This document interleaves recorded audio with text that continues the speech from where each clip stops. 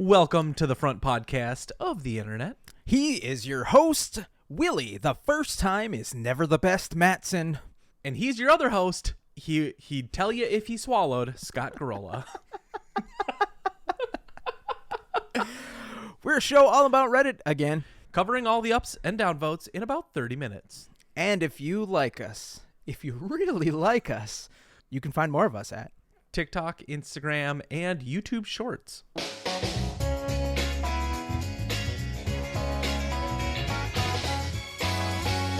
All right, was that fast enough for everybody? Was it good for you? Because here we go. Show is going. And I've never, I think, got a compliment for it being too fast. well, let me compliment Usually you it's this a, week, oh, really? Willy. Yeah. I'm gonna say thank you. You know, we save you're everybody. welcome. We save everybody all of those annoying brought to you by, produced by. It's just Willy and myself. I make it, and Scott posts it. There you go. You figured out the show. I saw a trailer today, Scott, and I was On the really side of the pumped road? about it. On the side of the road? It was just, it had a horse in it. The guy punched it right in the face. And the horse shut up. What do you know? A horse shut right up. Shut right up.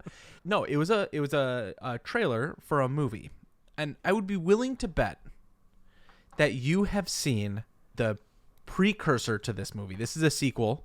I bet you've seen the prequel? precursor to this film. It wouldn't be called a prequel because it's not in threes. It's just the first of A precond? Precond, yeah, the Precond show. I bet you've seen this film over a dozen times. The Matrix.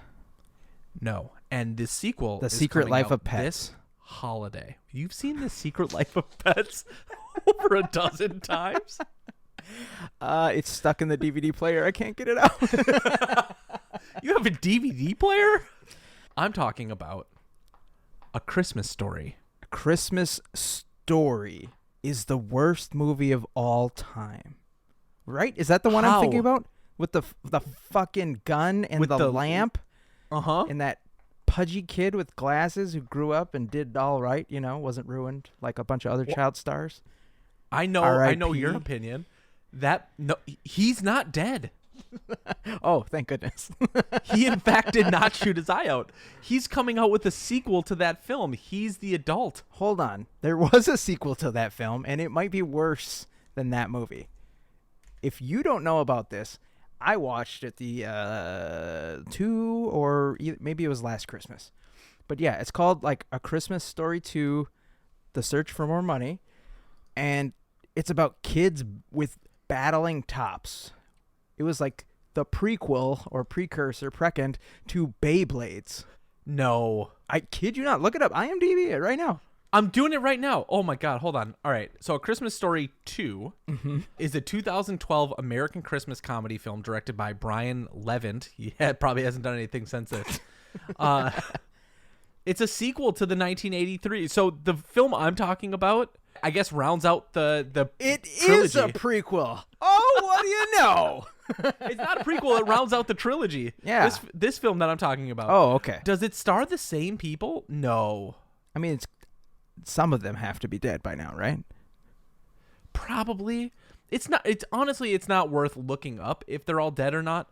But I would tell you, I'm excited for this film, and everybody who's told me about it is not excited at all. Is Mariah Carey going to be in it? Like, do we have any big stars? Can you look up the listing, I guess? Of course I can. Please. The guy who played Ralphie Yeah. in A Christmas Story. Right? He's got to be. The actor's name is Peter Billingsley. Sure. Oh, yeah, he was in Elf. He's been in a couple smaller roles ever since. He is known as the producer of the fan favorite 2000 film, it's a small film, Iron Man. Oh. And playing of a guy course. named William Ginter Riva in Spider-Man Far From Home. Yeah. Of And course. a producer for 4 Christmases. This man has done some stuff. It broke my heart when I found out that A Christmas Story was part of the MCU. Not gonna lie.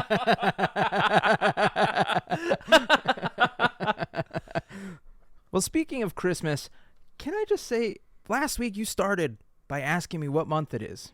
Willy, I'm going to ask you the same question. I have decked the halls so hard. I bet you have. Your room is surprisingly white. It's very shiny. Tell the listeners as we get ready for election day. After you're listening to this show, if you didn't vote, you're the problem. Yeah. It is the month of November. That's right. And for all you no-nutters out there, stay strong, my brothers and sisters. But can we because please... we know you're blue. Can we... Can we please just take a minute to acknowledge November and the somewhat potentially, not so great holiday, but traditionally for a handful of people, enjoyable holiday that is Thanksgiving, and not because of all the drama that comes along with it, but mostly for turkey. I don't think turkey gets enough respect as the bird that we should all be looking at and feasting on more often, or for you vegetarians and vegans. Never again. When's the last time you saw a turkey just in the wild? 3 weeks ago in my neighborhood. Same, except mine was probably like 2 weeks ago, and we were walking around, and there was just like 3 turkeys in a yard, and we had to walk around them. I'm like, are they as mean as geese? Like geese will take your nuts off. I don't know, but they're bastards if they need to be. I mean, look at their face. You don't walk around bunch of Jon Snows. Yeah, you don't walk around with a face like that and not like be able to defend yourself. The other birds. When you're that ugly, it's all personality at that point. They have a face for radio. I can respect turkey as a solid food. I have never really understood, I guess, like this whole preparation. There's so much work that goes into prepping a turkey that people risk life and limb to cook it the proper way. Mm-hmm. And I don't think it's worth that amount of effort for a meat that could just be interchanged with like a pork chop or a chicken breast. I get it. A chicken's a smaller bird. Doesn't take as long to prepare. Don't have to do as much with it. I feel the turkey industry, though, like gives you a range. You can get a small turkey that's the size of a GMO chicken, right? I mean, we know this. It's a good analogy. Yeah. But I think the solution is Costco just needs to start selling rotisserie turkeys on the day of Thanksgiving. That's the only thing that they do. You can come in for a 2-hour window and get a already made, perfectly supple, juicy turkey. And it only costs $6. Come on, Costco. We just gave you free publicity.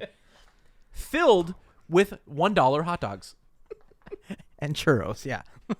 Oh, that's the topping. That's the sprinkle on top. All right, Scott, I have 2 quick ones for you today. But speaking of, waking up and having to make certain choices, today in the subreddit, Rare Insults, there's a post that says Batman versus Superman and some fan logic. Okay. Let me get through the whole thing first, and then I want to break it down with you. But it says, you wake up as Superman. What is the first thing you do? Think about that. Okay. But the comments say, I go back to sleep and wake up hoping to be Batman. To which somebody responds and says, yes, because if I wake up as an alien demigod who can fly at supersonic speeds and lift an aircraft carrier above my head, the first thing I'll think is, I wish I were an unstable orphan in a bat costume. I saw John Oliver talk about Batman. His kink is crime. Yeah. And he's really just a furry in a latex bat suit. Yeah, maybe that dude just really hates his parents. Like, just like, there's something there. What is this question you're wanting to ask me? Would I want to wake up as Superman? Because the answer is yes. Well, okay, so before we get to that, would you rather, I guess, wake up as Batman or Superman? I like my family, so Superman, even though technically all of his family's dead too. Okay, fair. And the whole planet, so... I'm going to backtrack this one more second. second. We're waking up as Superman every single day, just a little bit, though. A little bit at a time. Just back it up for a second, Scott. Okay, You all wake up. Your life has not changed, and all you maintain is either Superman's charisma, his good looks, and superpowers, or Batman's charisma, good looks, and wallet and money. Still Superman. Come on. I know, right? That doesn't seem like it's difficult. So, all right, we both agree Superman is the best way, the best choice in this situation. So you wake up, you're Henry Cavill, but with like powers. What's the first thing you do? I've just sent I quit to the Witcher team via email. Yes. What's the first thing I do? Yeah. The very first thing I do, I'll probably take a spin around the globe.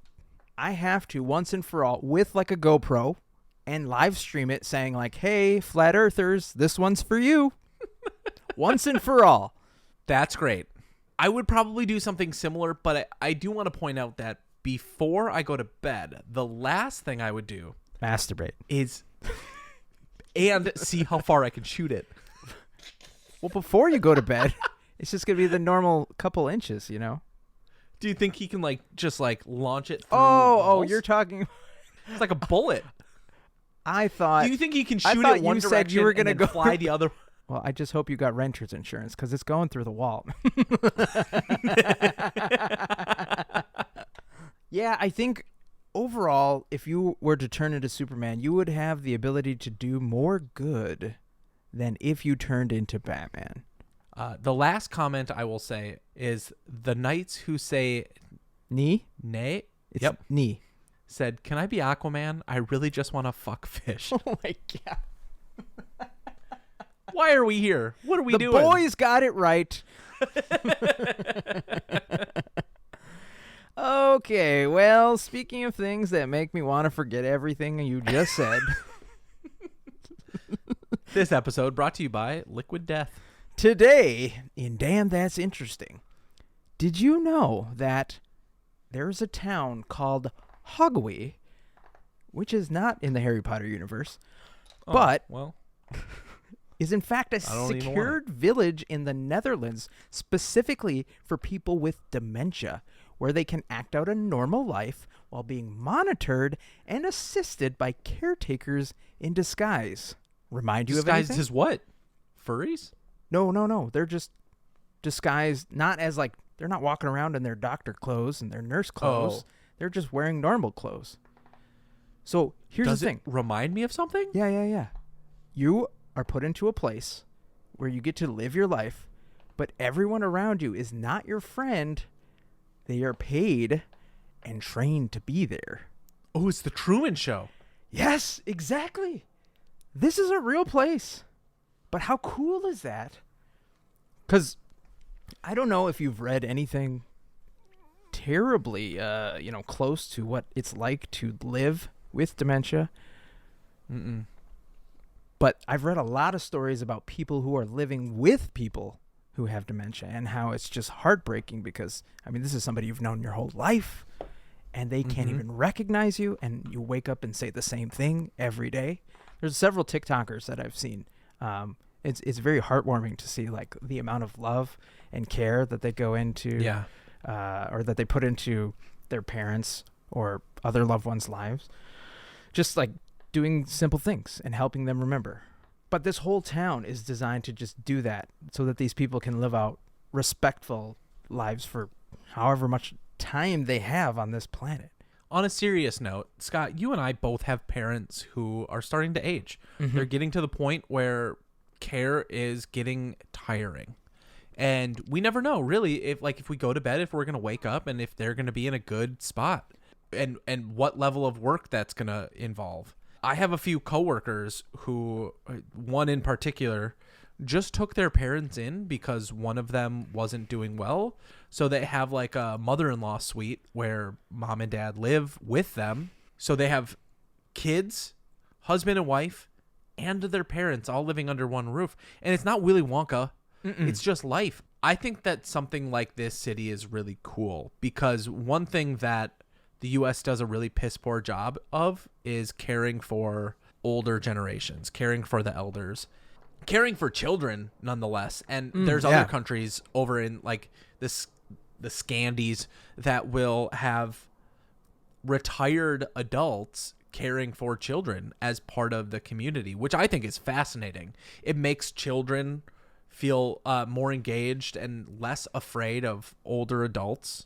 And I think that's really awesome. I think the one travesty in this story that you've told me is I can't go onto Twitch and watch it. Right. And the first comment or top comment is that there is a little bit more nuance here. There is no constant CCTV. So, like, there's no rights being violated. This is very much a respectful neighborhood. Boring. The people that live in this neighborhood as the helpers, they get to live a normal life as well. But when they're there, they prepare food and socialize and do hobbies with all the residents. The village is designed to work in a loop. So, like, every day is the exact same. So residents can't wander off, and there's a particular design to help them locate where they are and where they live. This person got a chance to have dinner with the person who came up with the idea and said that the happiness level of the residents is just as important as the quality of the medical care that they're receiving. That's cool. I fully respect that. My senior year of college, our big project, it was like a full year project, which felt daunting at the time, but I really respect it for going through it. We had to go study a plot of land in St. Paul. This is a real project, by the way. One of the things that was touted to us was you're going to spend a year, all of these students are going to spend a year designing a rehab facility and a primary care building in St. Paul for people in different stages of dementia and Alzheimer's. And so we needed to research the land, research dementia and all the different stages that they go through, and design a space that could potentially be used by the University of Minnesota and Fairview to create a new like inpatient care facility. How many of you came up with this? My project was pretty fast. I was a procrastinator, so I did nothing the whole year. And then really all I did was said like broken pool sticks in the center of a cage and fight it out. I mean, I thought you were gonna say like I made a maze and in the middle is just an incinerator. You know, just like oh my God, no. I at least let them fight it to win. Yeah, I guess that's something, you know. Speaking of things that would be scary if they were to ever happen to you, this week in the subreddit, today I learned there is a post that says British Airways Flight 9 flew through a cloud of volcanic ash, causing all 4 engines to stop. So the captain... last time I checked, that's bad. Very. So the captain came over over the speaker. His name is Eric Moody, and told the passengers, "We have a small problem. All 4 engines have stopped. We are all doing our damnedest to get the thing going again. I trust you are not in too much distress." Small problem. Did you ever hear the joke that is exactly like this story? No. Okay, so 2 passengers sit next to each other on a plane. Captain comes over the Airways and goes, "Hey, passengers, just want to let you know that one of the engines has gone out, but the other 3 are working just fine, and that's more than enough to fly the plane." A couple minutes later, Captain comes over the loudspeaker again, says, "Hey, everybody, just want to let you know that actually 2 of the engines have gone out, but no worries, we still have 2 engines. Plane can fly exactly like if we had 4. Passengers are, starting to get a little uneasy, but they seem fine. Another minute goes by. Captain again. "Listen, everybody, just wanted to let you know, I am obligated to tell you that the 3rd engine has gone out, but believe it or not, this plane was designed to fly on just 1 engine, so we are totally fine and nothing to worry about. Just might take us a little bit longer to get where we're going." The one passenger that was sitting next to the other leans over and goes, Man, if that fourth engine goes out, we'll just be up here all day.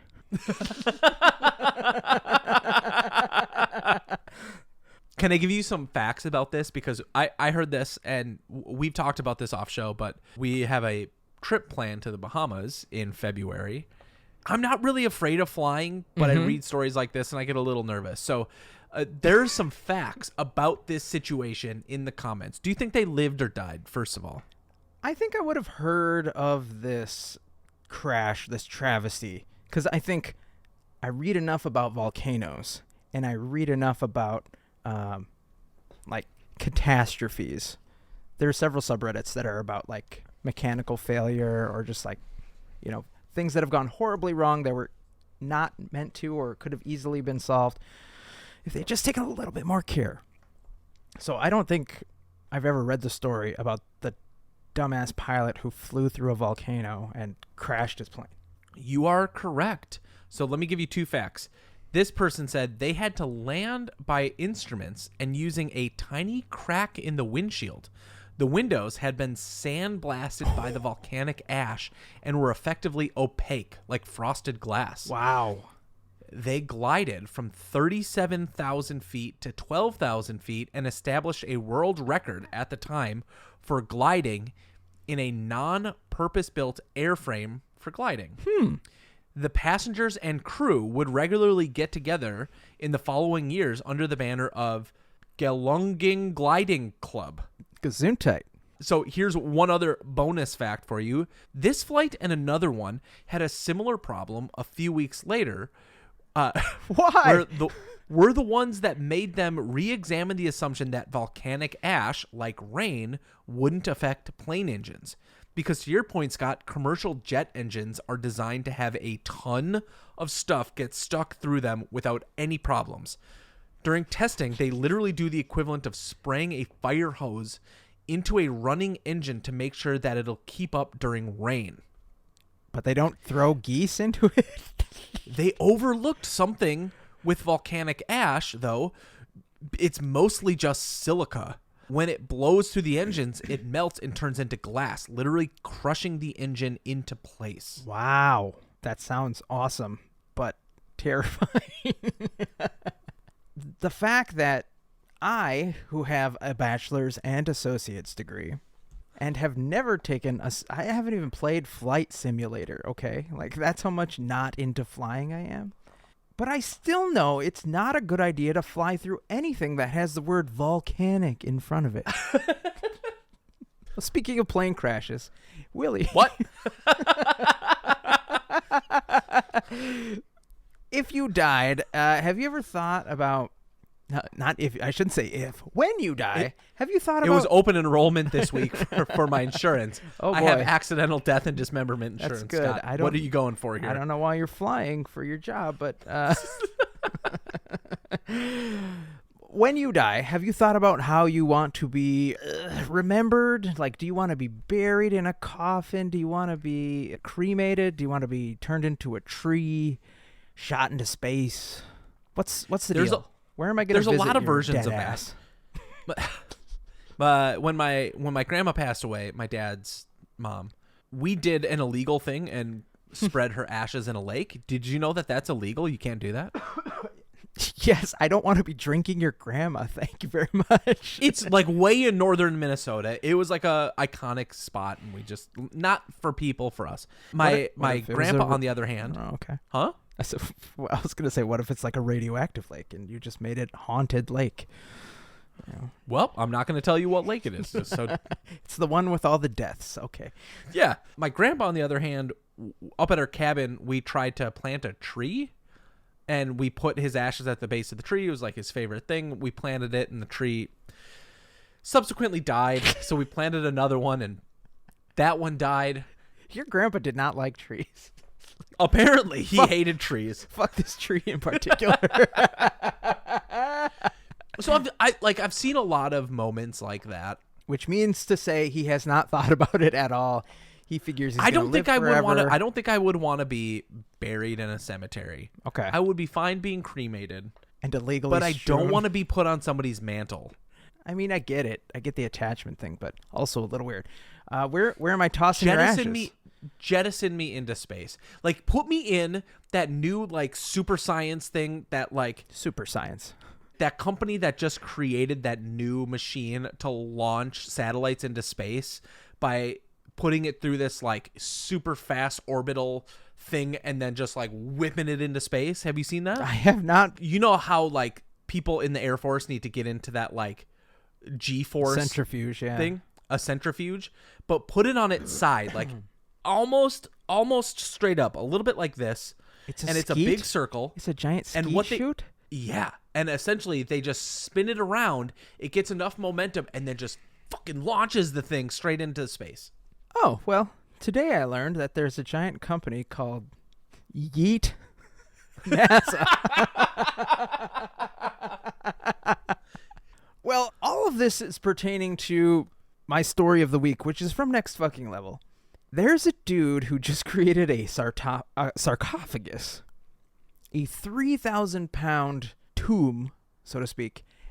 And do you know what he put inside? I, in fact, do know what he put inside this. Yeah. Of all the things he could choose to bury and create some time capsule not to be opened for like 10,000 years, I think it was. What he ended up deciding to put in there for future civilizations, if there are any, is a flaming hot Cheeto bag. Suspended in resin and I think some weird cables from that latest Hellraiser film. Like, I don't know what the hell they're doing. Exactly.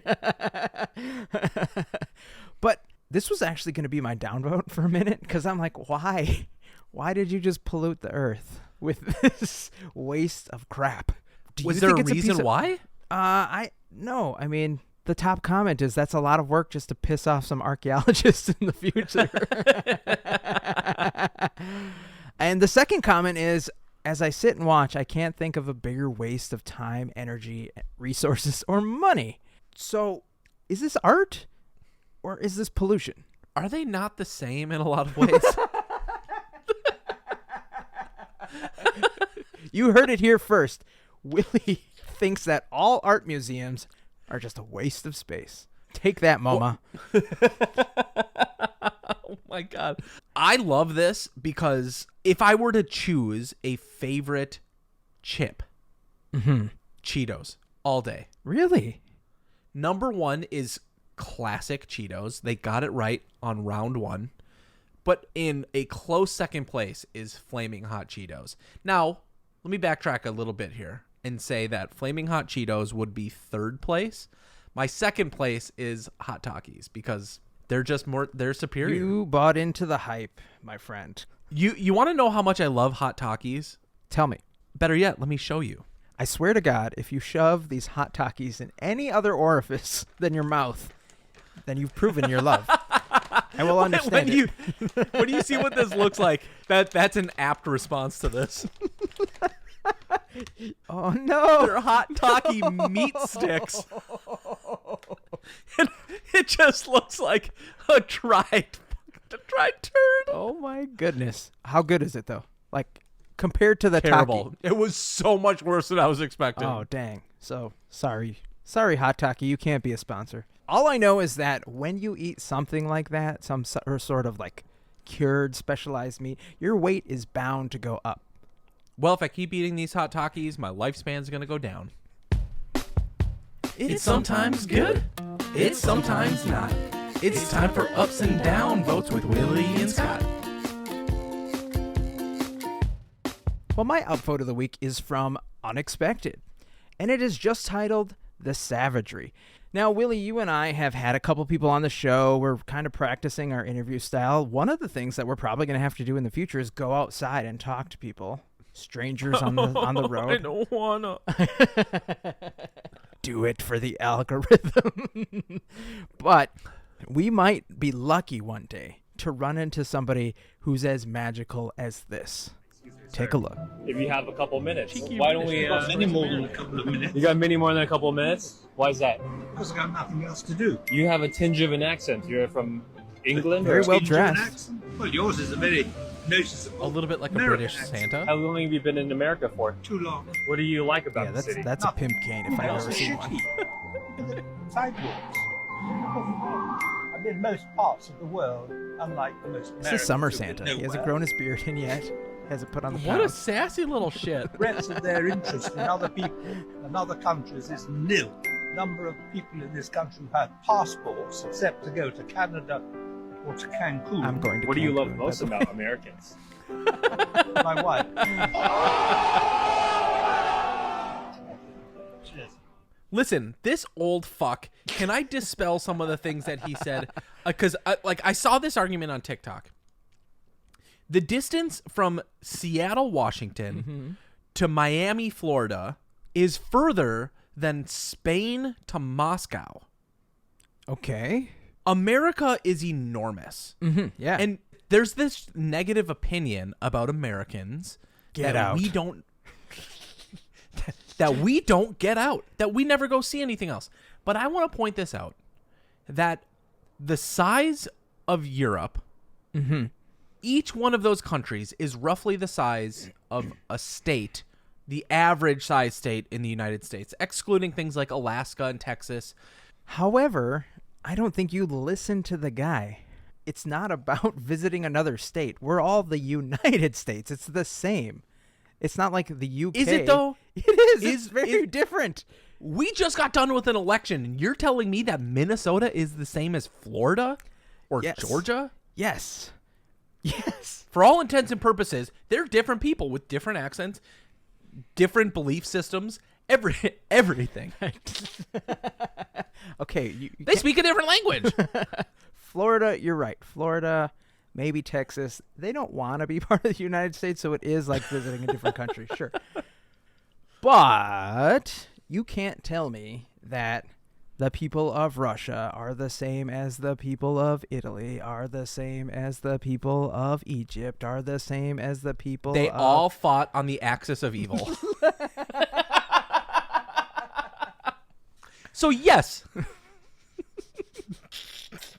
Hey, speaking of the axis of evil, Scott, my downvote of the week, Oh, God. not really a Reddit story at all. It's just Twitter. Oh, boy. Just Come all on. of it. I don't have any specific stories. Just go to Reddit, go to popular, and say top of the week, and all it's going to be is Uncle Elon and Twitter, and that's it. And I don't know if anybody could have predicted that in a 2-week span we would see Kanye West and Elon Musk saying some of the craziest shit ever and banning half of Twitter and firing half of their employees. If I mute, because you can mute words on Twitter, you know, if I mute Elon Musk, does that mean like I don't see any posts? It just says 404. Yeah. You've reached the end. Congratulations, Scott. And I think we've reached the end of our show. Thank you so much for hanging out with us this week. We really appreciate you all joining us. If you like the show, please leave us a review on wherever podcasts you listen to us or watch us. Find more of us on our socials, and we'll see you next week.